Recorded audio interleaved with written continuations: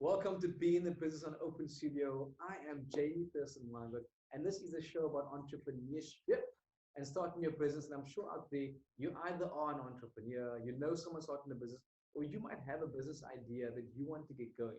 So this show is really for you. We've got an amazing guest today who's been doing the most. I think someone quite famous on the gram as well. And this is Lee, and he's all the way out in Durban. So we do a little Zoom call for you. So hey, Lee. Hey guys, thanks for having me. Welcome. Amazing having you on the show. I think it's going to be so informative to have a chat with you. But before we Yeah, just really excited. around what's going on in business and what's the downsides, what the upsides, and the lessons you've learned, I want to find out if you can share with us who is Lee. Okay, so I'm basically a visual artist operating out of the amazing city of Durban. Involved in a number of projects from like online publication stuff to photographic work. Really try and work a lot with a lot of independent creatives here in the city, working on their respective projects and bodies of work. So yeah, anything creative that gets the juices flowing, that inspires me, try and get involved as much as possible. I currently also kind of juggle an art director gig and a content manager gig in a corporate space. So like you said, really just doing the most, trying to fill up my time. Nice. I really love your aesthetic and the way you work with clients.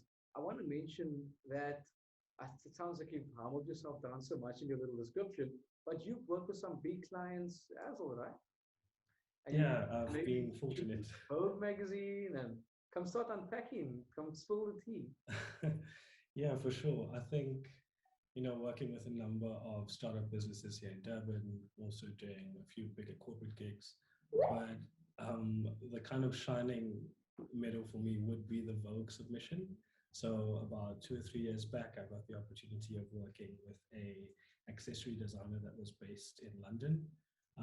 And we basically collabed on a project. She was following me on Instagram and kind of messaged me saying that she wanted to work with a new ad campaign and she's really keen to throw around some ideas. And we got to talking, and next thing I knew, she was presented with an opportunity to feature in British Vogue and like called me up frantically. And within a few days, we kind of like knocked out a shoot. It appeared in the issue and things just kind of took out from there. Nice. So yeah, that's just a bit What on did the Vogue bit. you do from the creative side? I know I can see you creative, and from the stories you can tell, there's been a lot of creativity. But I'm hearing Yeah. photo shoots, I'm hearing this design, I'm hearing layouts. What is it that you actually do like day to day? What is it that I don't do? It really is from end to end spectrum wise. So I kind of enjoy getting involved on a conceptual level, like really just getting in there and talking ideas and idea generation. Technically, I am trained as a graphic designer as well as a photographer. So that kind of ticks multiple boxes for me to kind of get involved on a production side. And yeah, just with a lot of my major and focus being in advertising, I think that kind of gets wrapped up in one kind of key offering, and any kind of facet around it that I can get involved in, I'm there. Nice. So I think if people want to have a proper good brand aesthetic, especially regarding advertising, you're the one they should be speaking to, right? No, for sure. I think, especially when you're dealing with different brands on like every single day, I think that's what keeps it exciting. Also, just in this constant state of learning and just exposure to different trends, different techniques, and really just seeing how I can apply it in both like my professional and personal work. So yeah. Mm-hmm. So let me just jump on your journey. So how did you get into graphic? You see graphic design. So you studied graphic design, but then let's go Mhm. through the movements from there. When did you start doing your own business? Were you working for a corporate? Are you working with partners? How does it work? Sure. It actually started when I was really indecisive, like a lot of young people are, around what they wanted to study after high school. And I knew I wanted to do something in the creative arts. So I signed up initially for photography. Um, it got really technical on a theoretical level, and I just thought like I really wanted to get into the practice of creativity, as it were. So I did photography for about 2 years, and I kind of switched my majors to graphic design, and obviously went through that whole course. And in my final kind of BTech or degree, focused on digital publication and magazine design. So hence all the layout and photography bits all came together in one kind of holistic package with that as a practice. So that's kind of how it started out. I used the final year of my study to prototype a digital magazine called Disparate. And ultimately, the kind of conceptual positioning there was it was going to expose a lot of Durban creatives around their independent bodies of work, get them to showcase it in a way that was contemporary, also kind of verging into a lot of interactive media. And that really just kind of snowballed over time. And that's pretty much how I saw this kind of gap or opportunity to monetize some of it in terms of advertising space, in terms of growing my independent client basis. And the next step, I was like, I kind of took the step back and I was like, what if the magazine is actually the product of a design studio? Oh, And love. that's how, yeah, and that's how Studio XY came to be. Um, it kind of evolved over time with the original team that started putting the magazine together, because from the first issue, which I did pretty much on my own, going into the second, third, and ultimately like by the seventh issue, we had like a team of 10 to 15 people. And it just started feeling like a creative collective studio to me. So it's like, might as well just register this and actually operate it as a business. And yeah, things kind of just took off from there. That's quite a And big kind of, deal, eh? To be able to actually employ other people. And that's something I think a lot yeah, of people yeah. need to strive for. It's not just about working for yourself, but working to a point where you can empower more people to jump on. 100%. I think, you know, when it comes from a basis of it being a passion project to eventually evolving into something a bit more structured, something that's a bit more lucrative and has multiple benefit for everybody involved. Um, yeah, it was just this really natural kind of evolution into a bit more of a businessy, creative corporate space. Nice. No, that's really cool. I think people need to definitely check you out on the gram because I think your gram's probably one of the most fascinating and interesting and thought out Instagram accounts I've ever seen. I think Thank you. you've impressed me with your Instagram, and I know that's also what you mentioned. How you got other international people interested into your gram. So with this whole thing, I want to get this discussion online as well. So I want, although our viewers out there, I'm sure you have your phone in your hand already. Um, the handles are probably up on the screen right now too. So check him out, but then also engage with us on social media and talk about your journeys and talk about how you started something. Because if your story can relate to Lee, where you started a passion project from the university side, from your studies, and now you actually took the passion project on, found the gap in the market, and now you're doing something about it in the business. But when we come back after this break, I want to find out from you, Lee, all the hardships that actually came around starting your business and how you went into that. So I'll see you guys after the break.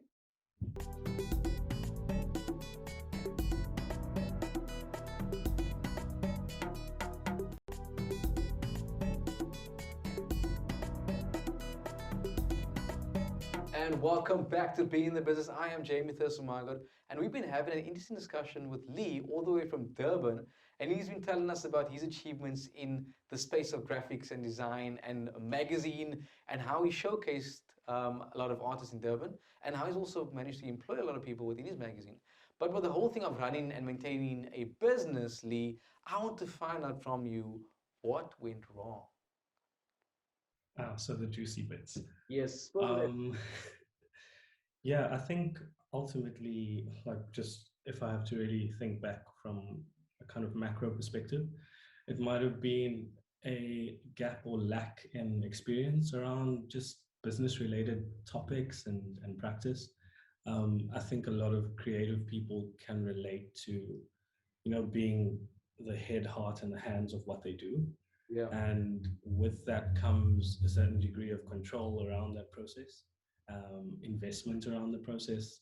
So I think in converting this really innately passion-like project into something more business related, the gaps that I kind of identified were definitely just strategical, operations based around just running a business in general. Me and money are really bad friends. Like I hate sitting down and discussing budgets and allocating fees around stuff. So I know I personally struggle there. Look, I also had um, I was kind of like, you know, there comes a point where you're like, I need help. So I eventually started working with one of my closest like creative partners, and together we kind of expanded on Studio XY from an ownership and operational point. And that kind of gave me an opportunity to exhale, knowing that I had a logical counterpart that would deal with a lot of those operational things. So I want to touch on this a bit quickly because as a creative, and I think a lot of other creatives out there, and I think a lot of entrepreneurship starts with the creative, where people might think, oh, I've got an idea, I see a gap in the market, I know how to do this, I've got the skills to do this, but creativity, unfortunately, isn't all you need. And I think that's what you're gathering from what happened in your case, where you knew there's a gap in the market, you could see you could do it, you have undoubtedly the skill to implement everything that needs to happen, but the business sense might be lacking there. And I want to maybe unpack that a bit. What were the struggles in your case when you didn't have the actual business sense, but you had the creative abilities to operate this business? I think, from an obstacle point of view, it really was a semblance of control. It was this idea that I had to be responsible as, initially the one that started everything, doing everything. So having a semblance of control around that operations, around the way we speak to clients, around the kind of invoicing aspect of it, around the advertising of it. Like when you're looking at it from a macro point of view and how multifaceted it is, it's a lot of stuff to kind of, for one person to deal with. And wasn't that quite taxing on you though? Because the business side isn't what you studied or what you learnt about. So how did you, like, how did that make you feel when you had to do all these invoices and payment things and operation plans? Look, it's also it's a knock on the pride as well. Like to sit there at wee hours of the morning and come to the realization that you are not experienced in this part of the business. And the reason why I say it's pride or control is it takes a lot to actually take the knee and ask for help and start. Like that's a whole nother process on its own. I know for me personally, I do have an issue around control. So look, I think that's why I also tried to build a really good team around me that I could soundboard off, that had some sort of connection or affiliation to somebody that could provide the assistance. So yeah, you just have to be brave in asking the right people and networking the right way, if you ultimately wanted to exceed and expand.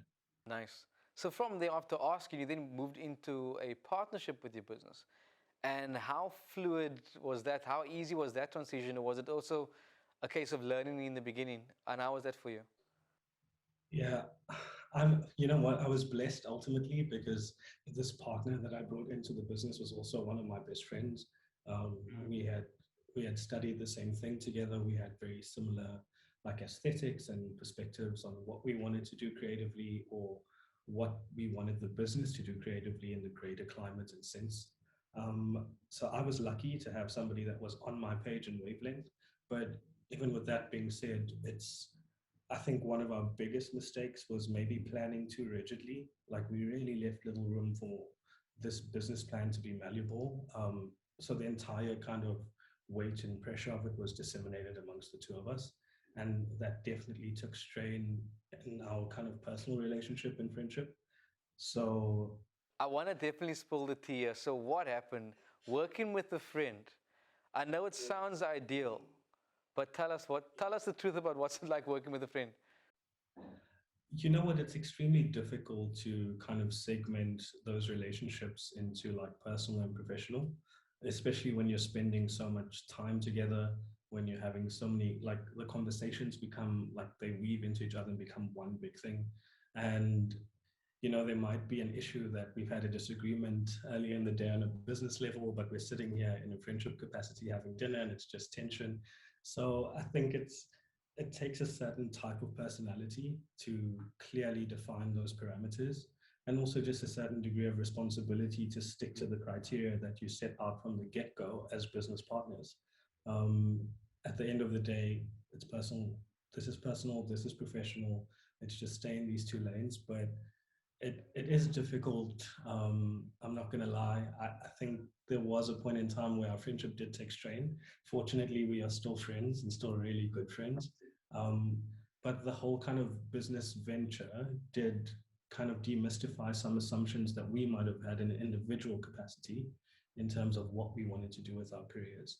And I think that ultimately got us at this crossroads where we needed to pivot and we needed to evolve, as it were. No, that's interesting to hear. I'm sure there's a lot of people out there as well that have these stories of starting businesses with friends, and I've heard a lot of them going down. I'm glad that yours is still yours kept on going, because there's also tricky things when it comes to relationships. And it might sound like an easy thing. It might sound like, oh, let's start a business, my friend. But that's also quite the tricky business. I like also how you touched on the situation of you knowing what your skills are and getting someone else to bring along their strengths to meet and match your strengths. So I want people to jump into social media around this as well, to maybe share their stories around their relationships and their work and how they work with their buddies. But also the case that I want a lot of entrepreneurs to note is that you can't do it all. A lot of people think that they're an entrepreneur and they're responsible, but you can't do it all. So after this break, I want to find out how you, Lee, managed to put this entire thing together and how you solved your little issues. I want to find out the resolve. So see you guys after the break.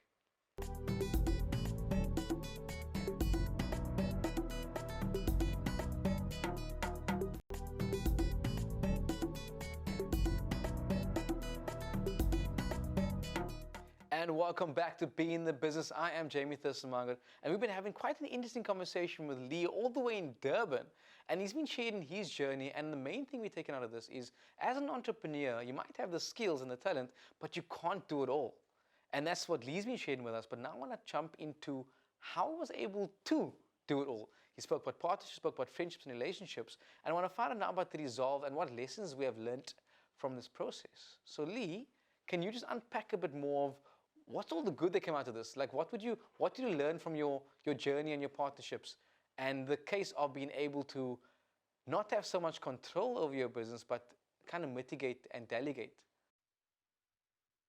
Yeah, I think for me, obviously when our business kind of got to a certain point, it really provided us with the opportunity to reflect individually around what we wanted to do, to stop getting out of that mindset of being that unit and rather just get introspective around where we wanted to take our careers, what we wanted to focus in. So I think the good that came out of it was, on a personal level, it kind of taught me to relinquish a degree of control. It also kind of really got me back in touch with the things that creatively inspired and excited me. I think running the studio and the magazine and for as long as we were, this thing that I really just woke up every day and enjoying started to feel like a chore. So with hitting a certain obstacle in a business space, it really just got me back to the drawing board and got me to gain a degree of clarity around what my next steps were. I really like that. I like that you mentioned how your passion project started feeling like a chore and feeling like a job. And a lot of people people leave their day jobs to start their side hustle or to work in their side hustle, their passion, and it ends up feeling like a job. And the truth is, you actually end up working way harder, you work longer hours, and it's even more of a chore, like you mentioned, than what you would have done for a normal day job. So I want to unpack a bit more about that. Like, what did you really learn and what did you experience from those things? Yeah, I think for me, it was, really got me to shift the perspective around what that business idealistically was in my head versus what it was on the ground. And actually really just go through all of those findings to say, how do I want to spend the rest of my time in my career, in finding a balance that was going to get me content, but at the same time put money in my pocket. And I just felt like, in this line of work, being a creative, the more it starts feeling like a chore, the more that passion is kind of like put out and it shows in your work. And, I just wanted to get away from that. So I think on a technical level, it really just got me to focus on things that would make me a better creative. How did you do that? I want to stop you there, because it's easy to say, oh, I just thought of doing these things. But how did you physically partition yourself to firstly realize these things and then actively know how to put your work and your social life and your and everything and your skills and your talents in separate packages? Well, I'm just a machine, so I guess I kind of do that naturally, um, to the detriment of everyone close to me. But yeah, I think I started looking at it rather on a quarter by quarter basis, which was a very kind of business perspective, like mindset that I had, and actually just taking it day by day and identifying those red flags that either got me really angsty or got my kind of passion levels low or energy drive low, and just really honing in and identifying those habits, those triggers, and trying my best to prevent them at all costs, if not really just find a resolve around them. Like, to give you a real world example, I hated those morning meetings where we had to plot out the next month's issue. Whereas it initially got me excited, but now because I knew how many people were waiting on it, how important it was to the sustainability and feasibility of the studio, it just became this really pressure intensive environment. And I think um, as one of the like business leaders, that kind of resonated on everyone. Um, and I saw how we are creating an environment that was actually really like high pressure intensive, and it was just like I said, going back to the drawing board and changing certain habits, and actually just being honest with myself around, am I doing this correctly? Am I affecting somebody negatively? So I think it's a lot of introspection or a lot of responsibility that you need to take as the kind of business owner. Yeah. So yeah, I know it sounds quite psychological, but it really was the only way I could look at it and I contribute think to that that. psychology is Like just quite important. The stepping the back. big part you mentioned there is Yeah. taking responsibility, but we know we should be taking responsibility. But the thing is here of how your behavior and your energy could be affecting someone else. Because you're trying to run a business, you have all this stuff, Yeah. yeah, and you putting out energy and they receptive to that energy. So one nice trick that you mentioned was identifying your trigger points. And I think that's quite a big deal. And it's quite strong to be able to do that. So I think it's a case of, like you mentioned, you lay out what you've done and you look at what makes you feel uncomfortable as a business person. Sometimes as a person, the uncomfortable parts is maybe sometimes even the most important parts. But for you to be able to identify those parts to prevent ripples down the line and the butterfly effect where now your staff feels weird because of your things. And I think once you start knowing more about yourself, and it's again a case of looking at yourself and knowing more about yourself and then seeing where to go from here with this kind of energy. And then maybe try to avoid those trigger points or try to solve those trigger points, try to put someone else on those tasks. Or like you said, that you used to enjoy it, just maybe remembering what did I enjoy about doing this task before. And what I want to ask, Lee, if you could give advice to your younger self. So we're about to come to, like, there's so much we want to talk about. But this is going to come to an end. Before we end, I want to find out more from you of if you could give advice to the younger Lee, what would you say? That's interesting. I think I would tell my younger self to give myself a break. Like, and I don't mean that in a literal sense. I think I was quite pedantic around ticking certain boxes in a very specific way. And I think that sense of control was a byproduct of that approach. So I would definitely tell my younger self that it's okay to make those mistakes, to give yourself a or give myself a degree of grace around something that I don't know. Um, and also just, not to be so prideful around the work and creative stuff that I was doing. It is subjective at the end of the day. And I think just because of the amount of time and effort I put into it, everything had to be perfect. And that's just not reality.